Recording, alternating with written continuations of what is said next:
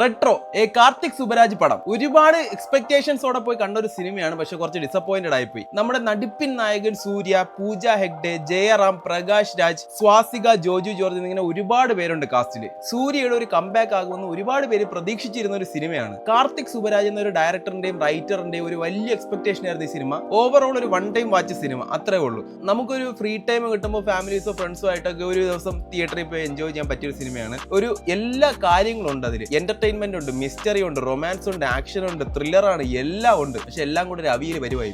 ആദ്യം തന്നെ ബെസ്റ്റ് ആയിട്ടുള്ള കാര്യങ്ങൾ പറയുകയാണെങ്കിൽ ഒന്ന് സൂര്യ, രണ്ട് സ്റ്റോറി. സൂര്യയുടെ പെർഫോമൻസ്, സ്ക്രീൻ പ്രസൻസും ഒക്കെ അടിപൊളിയാണ് കേട്ടോ. പുള്ളിയുടെ ആ സ്വാഗം കാര്യങ്ങളൊക്കെ കൊണ്ട് ആ സ്റ്റോറി നമുക്ക് അക്സെപ്റ്റ് ചെയ്യാൻ പറ്റും. ഓക്കെ, പിന്നെ സ്റ്റോറി എന്ന് പറയുന്നത് വിഷയം, പ്ലോട്ട് എടുത്തിരിക്കുന്ന ഒരു ഡിഫറെന്റ് അപ്രോച്ച് ആണ്.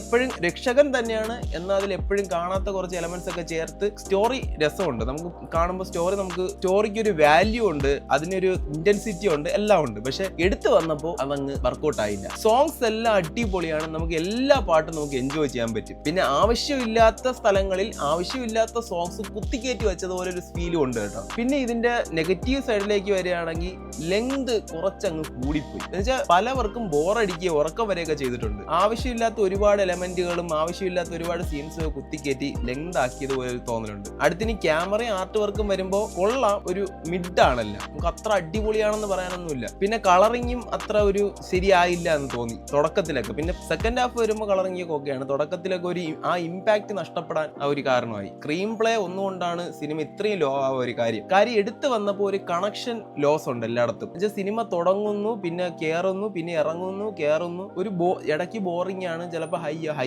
ആയി വരുന്ന അവിടെ ആവശ്യമില്ലാത്ത കോമഡി കുത്തിക്കയറ്റി അവിടെ പിന്നെയും ബോറാക്കും. നമ്മളൊരു ഇന്റൻസ് സീന് വരുമ്പോഴത്തേക്കും അവിടെ പിന്നെയും കോമഡി കുത്തിക്കയറ്റി അതും ബോറാക്കും.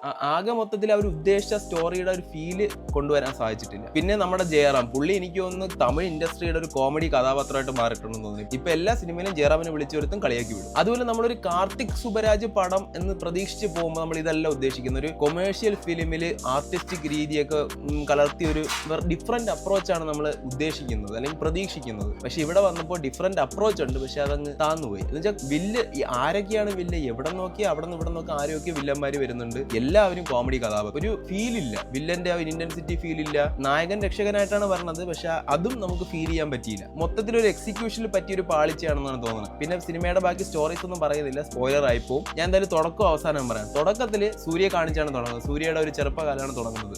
വെറും കുരുത്തക്കെട്ട ചെറുക്കം, ഒരു തല്ലിപ്പൊളിയായിട്ടാണ് ആദ്യം കാണിക്കുന്നത്. പുള്ളിക്ക് ചിരിക്കാൻ പറ്റൂല, അതാണ് ഈ കഥയുടെ മെയിൻ സംഭവം. പിന്നെ പുള്ളി പൂജ ഹെഗ്ഡായിട്ട് റിലേഷൻ ആകുമ്പോഴത്തേക്കും എല്ലാം നിർത്തി ഒതുങ്ങാന്ന് വിചാരിക്കുമ്പോൾ പറ്റണില്ല, ഇതാണ് സംഭവം. പിന്നെ എൻഡിങ്ങിലേക്ക് വരികയാണെങ്കിൽ വില്ലനെ അവർ ചിരിച്ചു തോപ്പിക്കും.